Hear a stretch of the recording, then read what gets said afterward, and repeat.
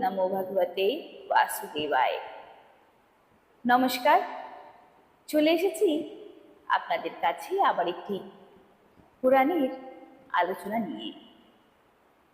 আজকের আলোচ্য বিষয়বস্তুটি হল শ্রীমদ্ ভাগবত মহাপুরাণের নবম স্কন্ধ, তারই তৃতীয় অধ্যায় নিয়ে আজ আমরা আলোচনা করব। তাহলে চলুন আর দেরি না করে আলোচনাটি জেনে নিই। মহর্ষি চব্বন ও সুকন্যার উপাখ্যান।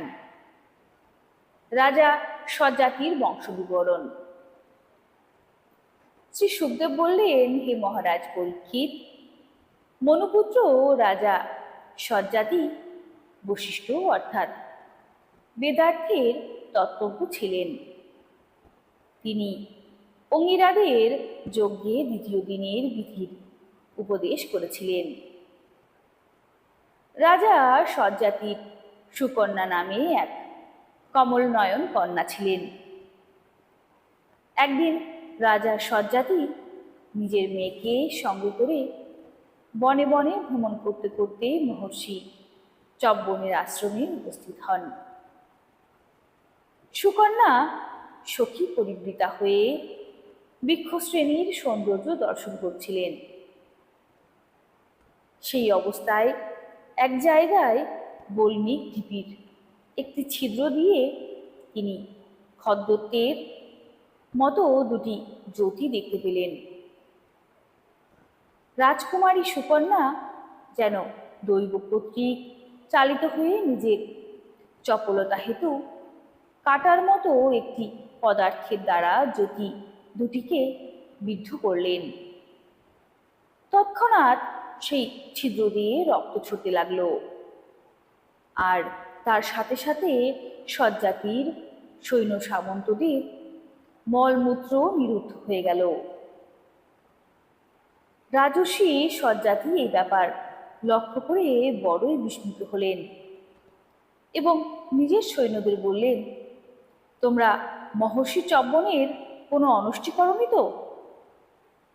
আমার তো নিশ্চিত মনে হচ্ছে যে আমাদের মধ্যে কেউ তার আশ্রমে গর্হিত কাজ করেছ। সুকন্যা তখন ভয়ে ভয়ে তার পিতাকে বললেন, পিতা, আমি কিঞ্চিৎ অপরাধ করেছি। না জেনে আমি দুটি জ্যোতিকে কাঁটা দিয়ে বিদ্ধ করেছি। মেয়ের এই কথা শুনে সজ্জাতি বিশেষ ভীত হলেন।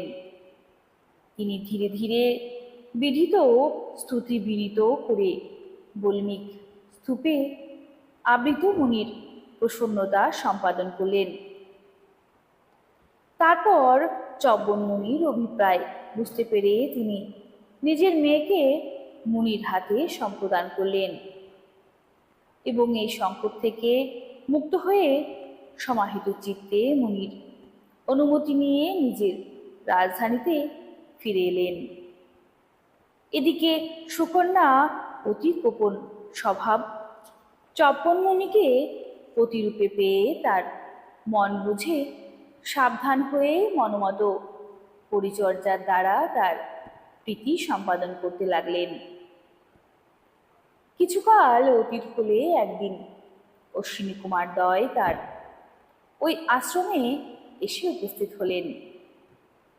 চব্বন মুনি তাদের যথোচিত অর্চনাদি করে বললেন, আপনারা স্বর্গবৈদ্য, সুতরাং আমাকে যৌবন প্রদান করুন। আমার রূপ ও যৌবন এমন করে দিন যা নাকি কামিনীদের আকাঙ্ক্ষিত। আমি জানি যে আপনারা সোমপানের অধিকারী নন, কিন্তু আমি সোমযজ্ঞ করে আপনাদের সম্পূর্ণ যজ্ঞভাগ পাত্র প্রদান করব। বৈদ্যশ্রেষ্ঠ অশ্বিনী কুমার দ্বয় মহর্ষি চব্বনকে অভিনন্দিত করে বললেন, আচ্ছা, তাই হবে। আপনি এখন সিদ্ধগণ নির্মিত এই হ্রদে অবগাহন করুন। মহর্ষি চব্বনের দেহ জরাগ্রস্ত ও জীর্ণ, বলিপতিত গাত্র, শিরা ব্যাপ্ত, লোল মাংস ও পক্ষকেশ মুনিবরকে সাথে নিয়ে অশ্বিনী কুমারদ্বয় সেই হ্রদে প্রবেশ করলেন। অনন্তর সেই হ্রদ থেকে অতি কমনীয় সমান রূপধারী তিনজন পুরুষ উঠে এলেন। তারা পদ্মমালা ও কনক কুণ্ডলধারী, সুন্দর বসনভূষিত, অস্তুল ও স্ত্রী জনপ্রিয় কান্তি বিশিষ্ট ছিলেন।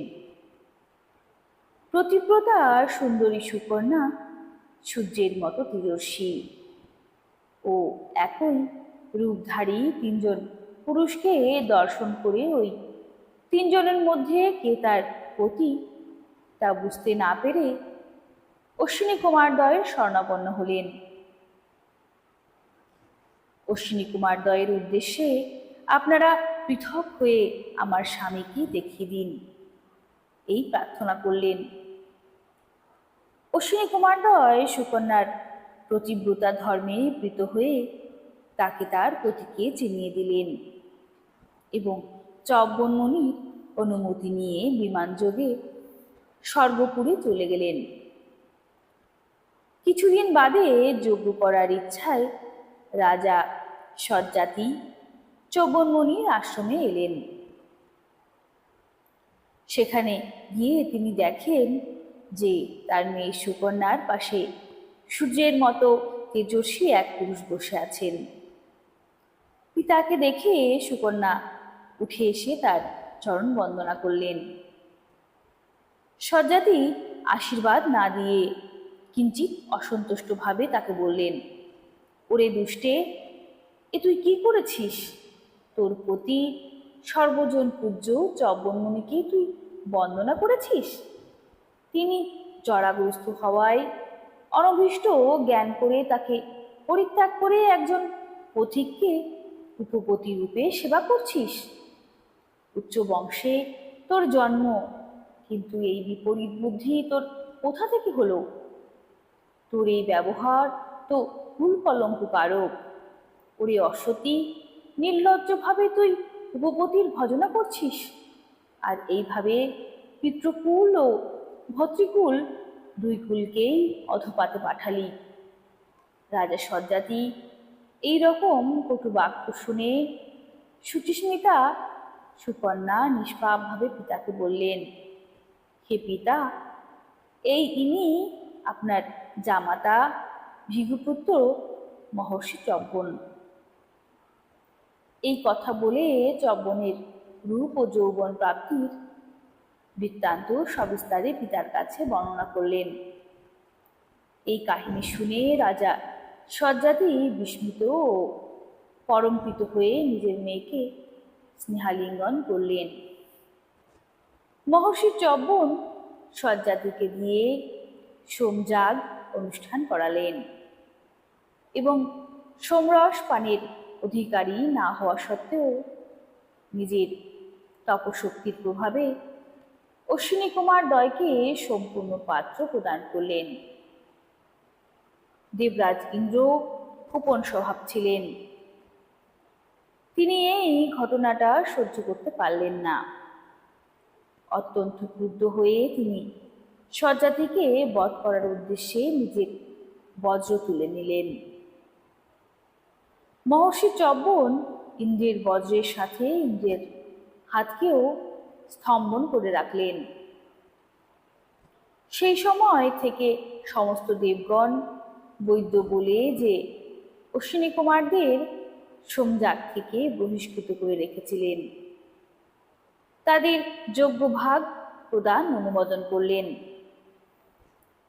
হে পরীক্ষিত, সেই সজ্জাতির তিন পুত্র উত্থান বহ্নি, আনর্ত এবং ধূরিসেন। আনর্তের পুত্র রেবত।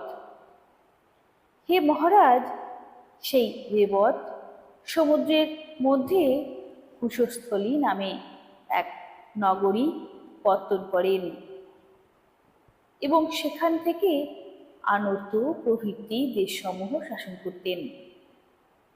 রেবতের 100 গুণবান পুত্র জন্মে তাদের মধ্যে ককুম্নি জ্যৈষ্ঠ ও শ্রেষ্ঠ ছিলেন। তার রেবতী নামে এক কন্যা ছিলেন।